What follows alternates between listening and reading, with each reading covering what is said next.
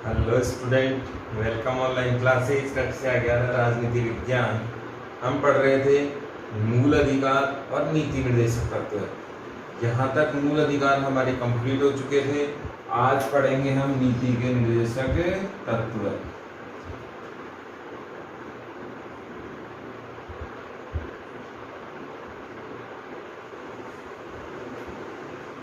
पहले इसकी inside story यानी कि बैकग्राउंड पढ़ लेते हैं हम लोग, उसके बाद हम आगे की बात करेंगे। जब नीति निर्देशक तत्वों को लागू किया गया तो यहाँ पर ये सवाल उठा कि क्या ये मौलिक अधिकारों की जगह आएंगे।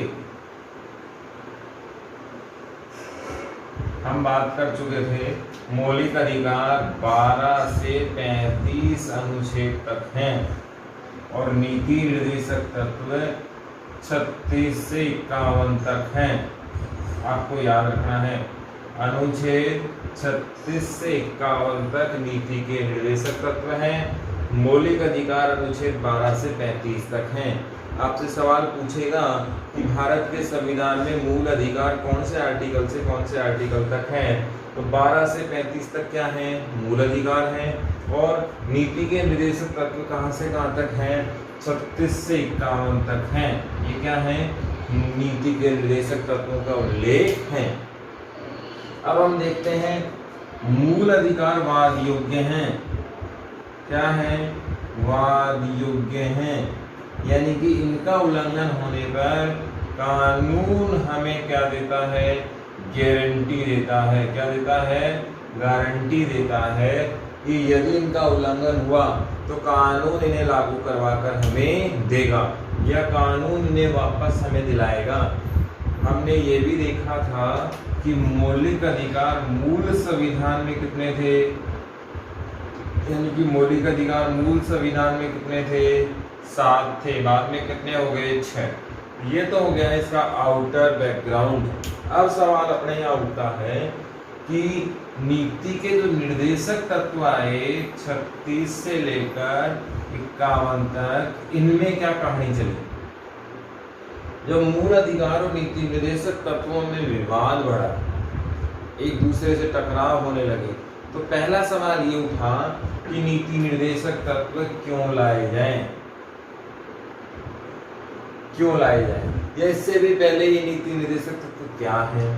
जिस प्रकार से मूल अधिकार मानव की एक प्रकार से सामाजिकता, राजनीतिक, आर्थिक व्यवस्था को सुदृढ़ करते हैं, स्वतंत्रता को या उनको स्टेबल करते हैं समाज में, उसी प्रकार से नीति निर्देशक तत्व एक सामाजिक व्यवस्था है, एक राज्य के लिए आदर्श है, एक सरकार के लिए गाइडलाइन है और यूं कहें समाज को चलाने के लिए एक उचित मार्गदर्शन है। नीति निर्देशक तत्व भविष्य में बनने वाली सरकार, भविष्य में बनने वाली सरकारों के मार्गदर्शक होते हैं।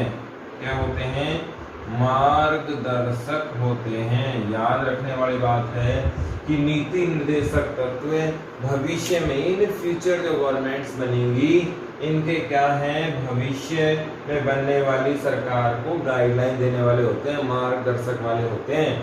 भविष्य में जो सरकारें बनेंगी वो अपनी पॉलिसी, वो अपने नियम कानून किसके आधार पर बनाएंगी, इन नीति निर्देशक तत्वों के आधार पर बनाएंगी, इनको ध्यान में रखकर बनाएंगी। दूसरी सवाल, अगर हम दूसरे सवाल की बात करें तो सरकार वास्तव में क्या कार्य करती है, जन कल्याण का कार्य करती है। क्या करती है, जन कल्याण का कार्य करती है। और ये नीति निर्देशक भी क्या है, जन कल्याणकारी ही हैं। तो यहाँ पर दो बातें क्लियर हो गई। नीति निर्देशक तत्व वास्तव में है क्या, भविष्य में बनने वाली सरकारों के क्या हैं, मार्गदर्शक हैं। कोई नई सरकार आएगी या वर्तमान सरकार है, उसको रास्ता दिखाने का काम अगर किसी ने किया है तो किसने किया है, नीति निर्देशक तत्वों ने किया है। कि किस प्रकार से शासन चलाना चाहिए, किस प्रकार से व्यवस्थाएं होनी चाहिए, किस प्रकार से जनता का सहयोगी बनना चाहिए, सरकार की क्या क्या ड्यूटीज होती हैं, सरकार कैसे आगे बढ़ाई जाए, सरकार का मूल कार्य क्या है, ये सारी चीजें किसमें बताई गई हैं, नीति निर्देशक तत्वों में बताई गई हैं, जो आर्टिकल 36 से 51 के बीच में है। हम ये भी देखते हैं कि सरकार का मुख्य कार्य क्या है, जन का कल्याण करना, जनता की सेवा करना।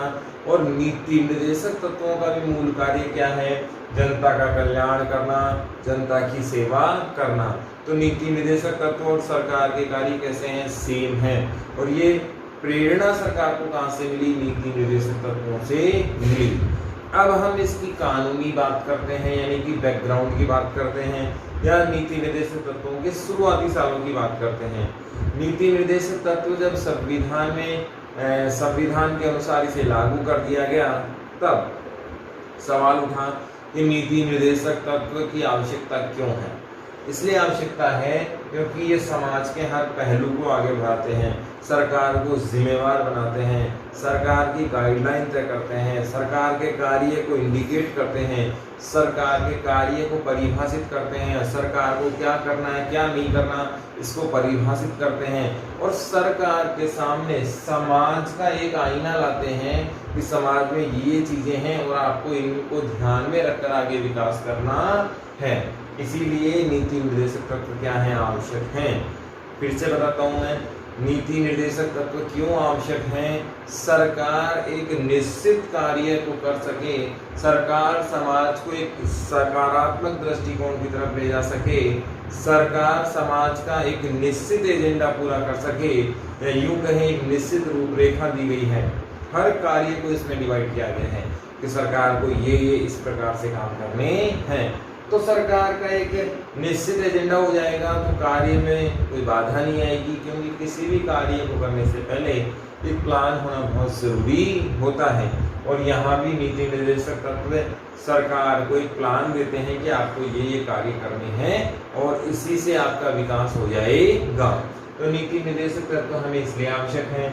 इसके बाद देखते हैं नीति निर्देशक तत्व और मौलिक अधिकार में क्या संघर्ष रहा। मेन बात तो यहाँ पर ये आती है कि नीति निर्देशक तत्व जब आए या लेके आए हम लोग, तो इसमें सबसे बड़ी प्रॉब्लम ये थी कि नीति निर्देशक तत्वों को सरकार भयंकर तरीके से यानी कठोर तरीके से लागू करना चाहती थी, मौलिक अधिकारों की तरह। तब न्यायालय में मामला चला गया, बहुत सारे वाद, केशवानंद भारती है, गोलकनाथ वाद है, अपने मिनर्वा मिल वाद है, ये इसके संघर्ष की कहानी है। हम अगली साल इसको डिटेल से पढ़ेंगे, आपके सिलेबस में ये नहीं है। हुआ क्या, सबसे पहले इसके विवाद को लेकर नीति निर्देशक तत्वों को रिप्लेस करने की बात कही गई कि नीति निर्देशक तत्व हम लेकर आ रहे हैं, लेकिन किसकी जगह, मौलिक अधिकारों की जगह लेकर आएंगे। और ज्यादा इंपॉर्टेंट किसको बना दिया गया, नीति निर्देशक तत्वों को बना दिया गया। मामला न्यायालय में गया, न्यायालय ने कहा आप नीति निर्देशक तत्व ला रहे हैं, बहुत अच्छी बात है, हमें इसमें कोई आपत्ति नहीं है। फिर से समझना, सरकार क्या ला रही है, संसद क्या ला रही है, संविधान क्या लेके आ रहा है, नीति निर्देशक तत्व लेकर आ रहा है। ऐसी स्थिति में कहीं न कहीं मौलिक अधिकारों का प्रभाव कम करने की बात की गई, लेकिन न्यायालय ने क्या कहा, आप नीति निर्देशक तत्व ला रहे हैं, इसमें कहीं कोई आपत्ति नहीं है, अच्छी चीज है, आप लेकर आइए, लेकिन मौलिक अधिकारों की जगह नहीं, ये तो होने ही चाहिए, इसके साथ ये भी आप लाइए, हमें इसमें कोई आपत्ति नहीं, लेकिन किसी भी प्रकार के मौलिक अधिकार हम आपको कम करने नहीं देंगे। ये पहला फैसला यहाँ पर निकला। दोनों के बीच में तनाव हुआ, मौलिक अधिकार नीति निर्देशक तत्वों की इंपॉर्टेंस की बात की गई, और ज्यादा इंपॉर्टेंस किसे बनाने की बात कही गई, नीति निर्देशक तत्वों की बात कही गई। लेकिन न्यायालय ने क्या कहा, नीति निर्देशक तत्व आप दीजिए, कहीं कोई आपत्ति नहीं, अच्छी चीज है, लेकिन मौलिक अधिकारों को रिप्लेस हम आपको नहीं करने देंगे। मौलिक अधिकार तो एज इट इज ही चलते रहेंगे, इसके साथ आप दे सकते हैं, ज्यादा जनता को कुछ दीजिए, हमें कोई आपत्ति नहीं है, लेकिन जो दे दिया उसको कम नहीं करने देंगे। यानी कि मौलिक अधिकार तो आपके पहले से ही कठोरता से लागू थे, आप नीति निर्देशक तत्वों को भी कठोरता से लागू करना चाह रहे हैं, तो कहीं कोई दिक्कत नहीं है, लेकिन मौलिक अधिकारों की जगह नहीं करने देंगे। यानी कि ये भी जनता को मिले और ये भी जनता को मिले, इसमें कहीं कोई दिक्कत नहीं है। ये पहली समस्या आई। दूसरी समस्या क्या आई कि मौलिक अधिकार और नीति निर्देशक तत्व में से श्रेष्ठ कौन सा है। ये दोनों में विवाद चला। सबसे पहले मौलिक अधिकारों को श्रेष्ठ बता दिया गया, फिर मामला कोर्ट में गया, कोर्ट ने फिर नीति निर्देशक तत्वों के पक्ष में फेवर कर दिया और अंत में फिर मौलिक अधिकारों को ही अंत में सर्वश्रेष्ठ माना गया। या यूं कहा गया कि मौलिक अधिकारों को वाद योग्य बना दिया गया है। ये शुरू से ही वाद योग्य थे, आपको ये भी याद रखना है।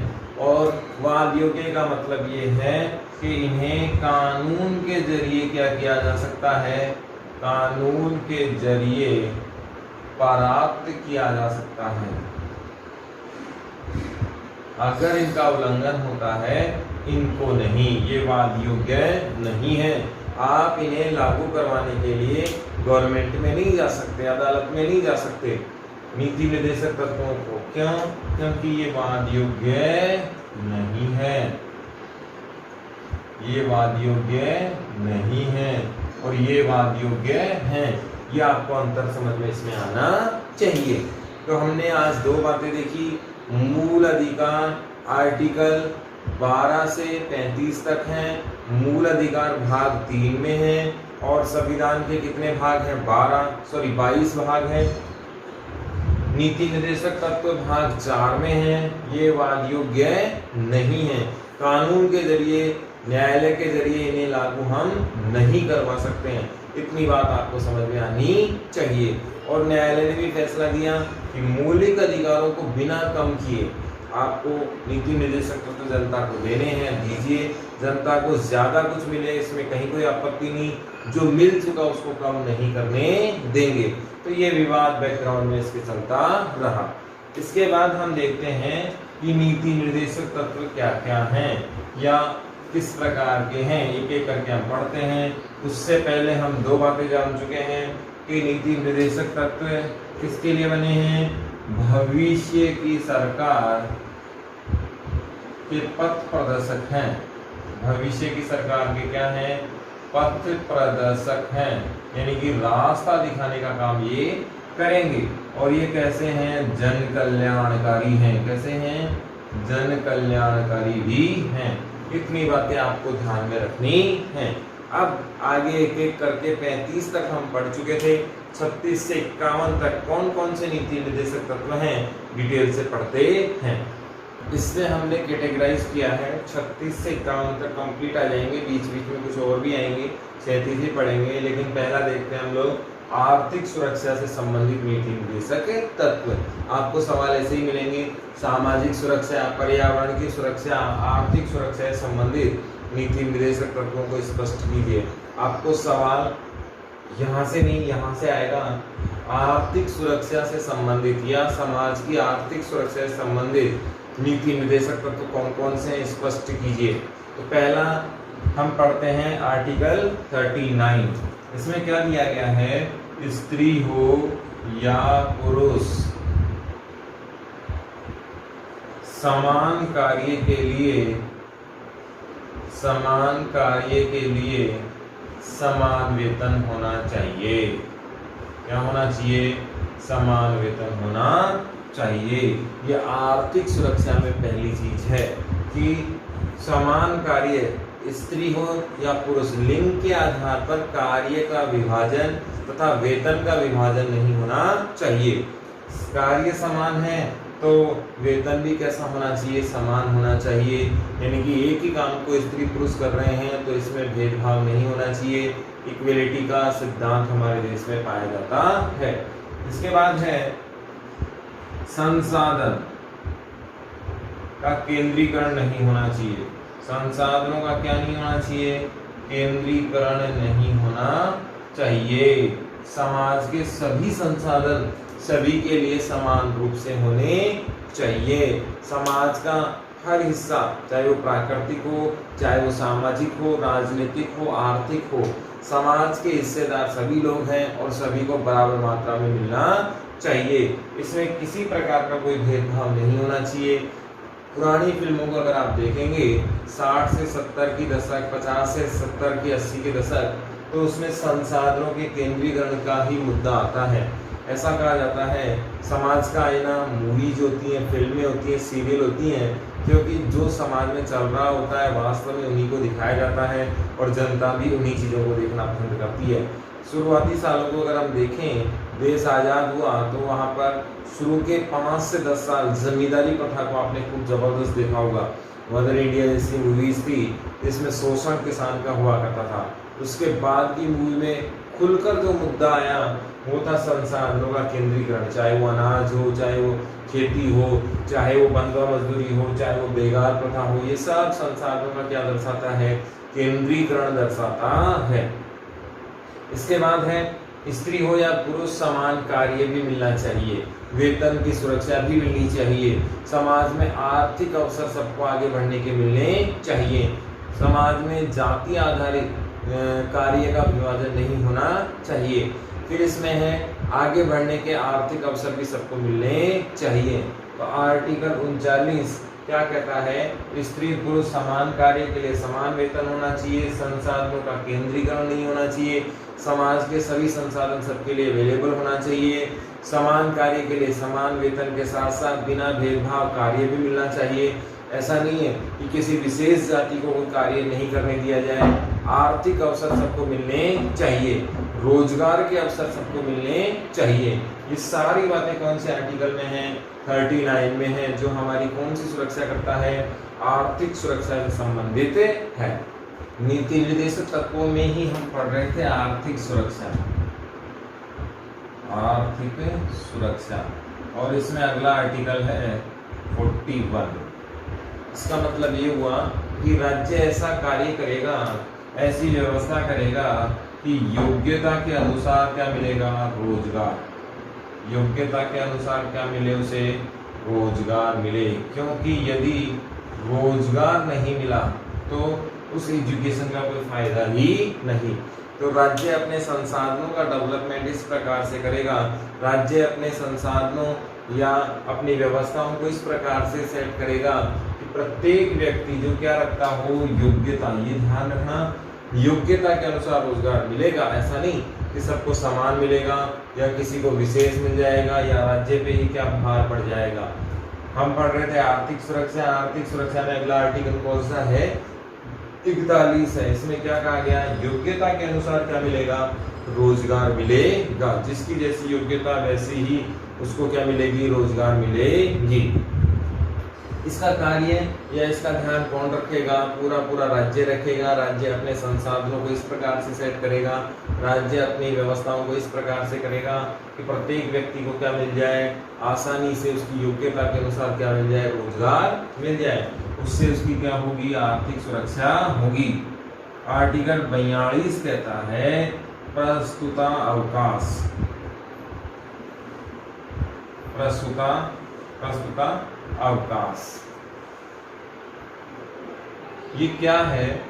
जब माँ बहनें प्रेगनेंसी के टाइम पर हो या डिलीवरी का टाइम हो तो उसे कार्य ना करना पड़े, इसके लिए ये अवकाश की व्यवस्था की गई है कि जब महिला गर्भवती हो तो उसे कार्य ना करना पड़े। उस पर उसके कार्य से बच्चे का विकास रुक सकता है, बच्चे पर नेगेटिव असर पड़ सकता है, मानसिक तनाव का नेगेटिव असर पड़ सकता है। इसीलिए प्रसूता अवकाश दिया गया है। वास्तव में तो एक प्रसूता होता है, डिलीवरी के लिए टाइम पीरियड दिया गया है या यूं के रेस्ट का ये टाइम दिया गया है। राजस्थान इसमें सबसे ज़्यादा अवकाश देने वाला भारत में राज्य है। ये 180 दिन का अवकाश देता है और आपको ध्यान रखना चाहिए, बहुत अच्छी चीज़ है क्योंकि ये हमारे समाज का एक हिस्सा है, एक पार्ट है, जीवन और मरण। और इसके लिए माताओं बहनों की हेल्प के लिए ये कहीं ना कहीं व्यवस्था की गई है कि उनको काम ना करने पर उनकी फाइनेंशियल प्रॉब्लम ना बढ़ जाए। उनके प्रेगनेंसी के टाइम वो काम नहीं कर सकती, ऐसी स्थिति में उनको आर्थिक सुरक्षा राज्य के द्वारा, संविधान के द्वारा दी गई है कि ऐसी स्थिति में वो जब काम ना करें तब भी उनका पेमेंट जारी रहे। तो ये बहुत अच्छी व्यवस्था यहाँ पर भी है। तो आर्थिक सुरक्षा में हमने आज पढ़ा 39 के कुछ पार्ट्स हमने पढ़े। समान वेतन, बिना भेदभाव के रोजगार के अवसर, बालकों के विकास के लिए कार्यस्थल पर व्यवस्था। 41 में योग्यता के अनुसार रोजगार मिलना जरूरी है, क्योंकि जब रोजगार नहीं मिलेगा तो किसी भी प्रकार की आर्थिक सुरक्षा की कोई अच्छी चीज नहीं मानी जा सकती। और 42 में डिलीवरी के लिए अवकाश की व्यवस्था की गई है। आगे भी इसमें है, वो पढ़ेंगे हम नेक्स्ट वीडियो में।